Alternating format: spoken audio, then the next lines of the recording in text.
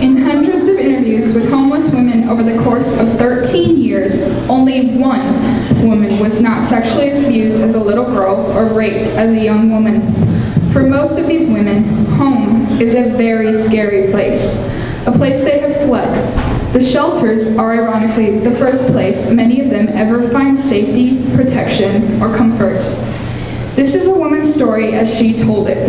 What isn't in the story is the fact that this woman met another woman in a shelter and they fell in love. And through their love, they both got out of the shelter system.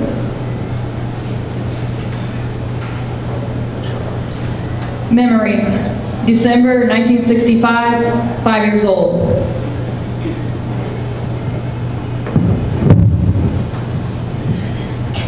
My mama tells me in a scary, loud, life-threatening voice to stop scratching my coochie snorcher. I become terrified that I scratch it off down there. I do not touch myself again, even in the bath. I'm afraid of the water getting in and filling me up so as I explode. I put Band-Aids over my coochie snorcher to cover the hole, but they fall off in the water. I imagine a stopper, a bathtub plug up there to prevent things from entering me. I sleep with 3 pairs of happy heart-shaped patterned cotton underpants beneath my snap-up pajamas. I still want to touch myself sometimes, but I don't.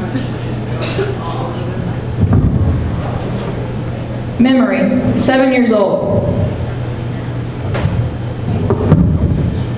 Edgar Montaigne, who is 10, gets angry at me and punches me with all his might between my legs.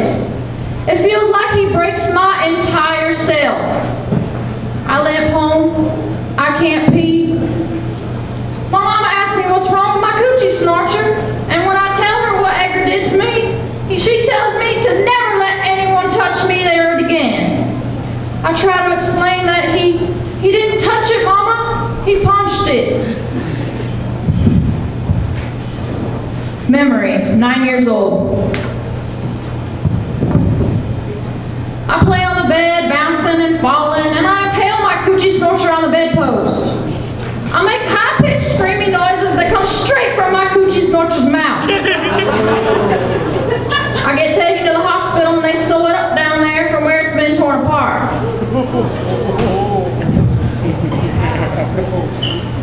Memory, 10 years old. I'm at my father's house, and he's having a party upstairs. Everyone's drinking. I'm playing alone in the basement, and I'm trying on my new white cotton bra and panties that my father's girlfriend gave me.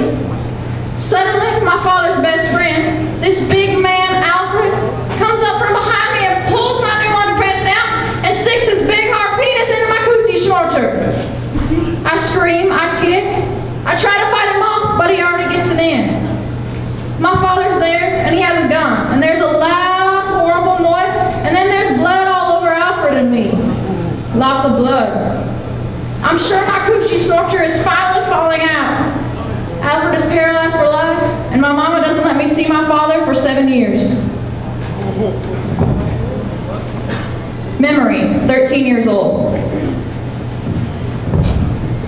My coochie snorcher is a very bad place. A place of pain, nastiness, punching, invasion, and blood. It's a site for mishaps. It's a bad luck zone. I imagine a freeway between my legs and I'm traveling, going far away from here. Memory, 16 years old. There's this gorgeous 24-year-old woman in our neighborhood, and I stare at her all the time. One day she invites me into her car. She asks me if I like to kiss boys. I say, I do not like that. then she wants to show me something. She leans over and kisses me so softly on the mouth. Her lips on my lips. Then she puts her tongue in my mouth. Wow. She asks me if I want to come over to her house. Then she kisses me again and tells me it's time to relax, to feel it, to let our tongues feel it. She asked my and spend the night. And my mother's delighted that such a beautiful, successful woman has taken an interest in me. I'm scared and I can't wait. Her apartment's fantastic. She's got it hooked up. It's the 70s. The beads, the fluffy pillows, the moonlight. I decide right there that I want to be a secretary just like her someday. She makes a vodka for herself and she asks what I want to drink. I say the same as she's drinking. And she says she doesn't think my mama would like me drinking vodka. I say she probably wouldn't like me kissing girls either. And then the pretty girl makes me a drink. She changes into this satin chocolate teddy. She's so beautiful. I always thought bulldaggers were ugly. I say, you look great. And she says, so do you. I say, but I only have this white cotton bra and underpants. Then she dresses me slowly in another satin teddy. It's lavender like the first soft days of spring.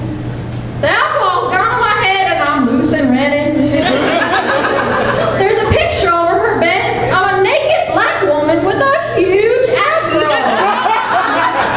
She gently and slowly lays me out on the bed and just our bodies rubbing makes me come. Then she does everything to me and my Coochie Snorcher that I always thought was nasty before. And wow. I'm so hot, so wild. She says, your vagina untouched by man smells so nice, so fresh. I wish I could keep it that way forever.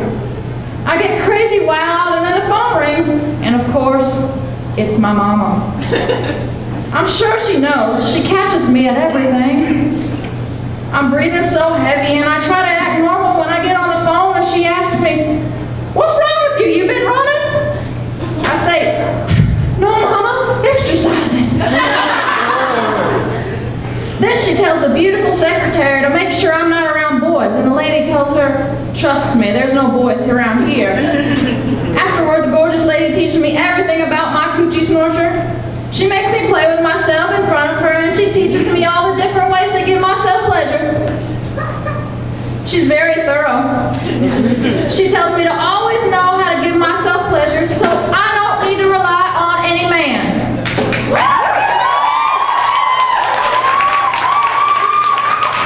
In the morning, I'm worried that I've become a butch because I'm so in love with her. She laughs, but I never see her again. I realized later that she was my surprising, unexpected, and politically incorrect salvation. She transformed my sorry-ass Coochie Snorcher and raised it into a kind of heaven.